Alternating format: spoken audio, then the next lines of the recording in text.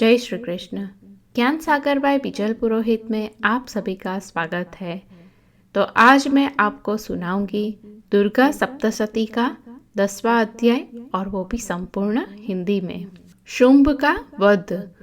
तपाए हुए सोने के जैसे सुंदर सूर्य, चंद्रमा और अग्नि जैसे जिसके नेत्र है, धनुष बाण, अंकुश पाश और शूल वे अपने मनोहर हाथों में धारण किए हुए है। शिव शक्ति रूपा कामेश्वरी देवी ने मस्तक पर अर्धचंद्र धारण किया हुआ है। उसका मैं हृदय में भजन या चिंतन करता हूँ या करती हूँ। ऋषि बोले, हे राजन, प्राणों के समान प्रिय भाई निशुंभ की मृत्यु तथा सभी सेनाओं को मरा हुआ देखकर शुंभ क्रोधित होकर बोला, दुष्ट दुर्गे, तुम अपने बल का घमंड मत करो। तुम दूसरी स्त्रियों के बल का सहारा लेकर युद्ध करती हो तथा अपने को अति माननी समझती हो।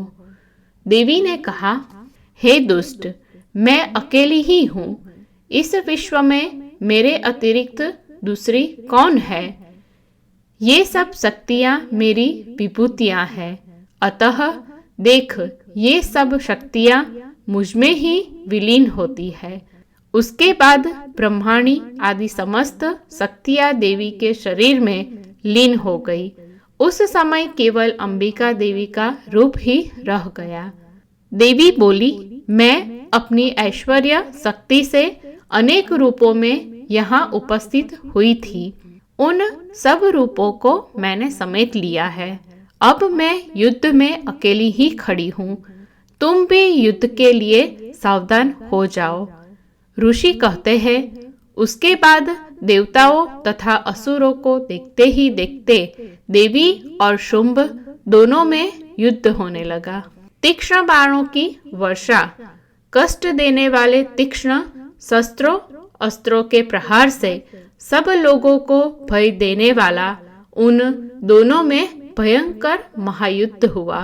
उस समय अंबिका देवी ने जो सैकड़ों दिव्य अस्त्र चलाए, उन सबको दैत्यों के स्वामी शुंभ ने अपने निवारक अस्त्रों द्वारा काट डाला। इसी शुंभ ने जो अस्त्र चलाए, उन सबको परमेश्वरी ने खेल खेल के अपने भयंकर शब्दों का उच्चारण करके काट डाला। तब उस असुर ने सैकड़ों बाणों से देवी को ढक दिया।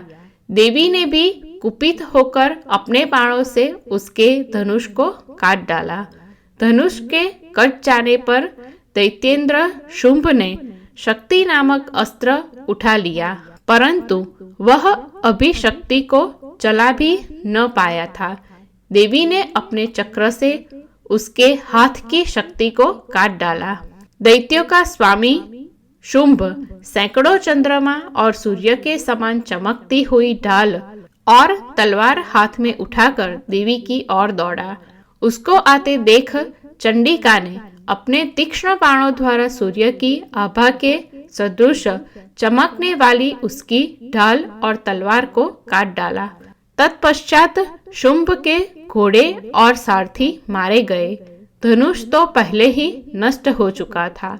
इन सब के नष्ट हो जाने पर शुंभ ने अंबिका देवी को मारने के लिए भयंकर मुद्गर हाथ में उठा लिया। देवी ने उसके मुद्गर को अपनी ओर आते हुए देख के उसे अपने तीक्ष्ण बाणों द्वारा काट डाला। तब वह दैत्यराज मुक्का तान कर बड़ी तेजी से देवी को मारने के लिए दौड़ा। उस दैत्य ने देवी के वक्षस्थल पर मुक्के का प्रहार किया। तब देवी ने उसकी छाती में एक थप्पड़ जड़ दिया। देवी का थप्पड़ खाकर वह असुरराज भूमि पर गिर पड़ा। फिर वह उछला और देवी को पकड़कर ऊपर ले जाकर आकाश में खड़ा हो गया। तब चंडिका तथा दैत्य शुंभ दोनों आकाश में युद्ध करने लगे। वह युद्ध इस प्रकार हुआ कि पहले सिद्ध और मुनि आश्चर्ययुक्त हो गए। अंबिका ने शुंभ के साथ बहुत देर तक युद्ध करने के बाद उसे ऊपर उठाकर गेंद की तरह घुमाया और भूमि पर पटक दिया। पृथ्वी पर पटके जाने के बाद वह दुष्टात्मा दैत्य संभल कर उठा और पुनः चंडिका को मारने की इच्छा से मुक्का तानकर बड़ी वेग से देवी को मारने दौड़ा। तब उस दैत्यराज को अपनी ओर आते देख देवी ने अपने त्रिशूल से उसके वक्षस्थल को छेदकर उसे पृथ्वी पर गिरा दिया। देवी के शूल के अग्रभाग से घायल होकर वह दैत्य पृथ्वी पर गिरकर मर गया। जिस समय वह पृथ्वी पर गिरा था उस समय संपूर्ण पृथ्वी, समुद्र, पर्वत तथा द्वीप कंपायमान हो गए थे। तदंतर उस दुरात्मा के मारे जाने पर सारा विश्व प्रसन्न एवं स्वस्थ हो गया और आकाश भी स्वच्छ निर्मल हो गया। बादलों से जो पहले अनिष्ट सूचक, उत्पात सूचक, उल्कापात होते थे वे सब शांत हो गए तथा उस दैत्य के मारे जाने पर सभी नदियां अपने अपने मार्ग से ठीक प्रकार से सुखपूर्वक बहने लगी। उस समय शुंभ के मरने के बाद सभी देवगण हर्षित हृदय मन आनंद से गदगदित हो गए और गंधर्वगण मधुर गीत गाने लगे।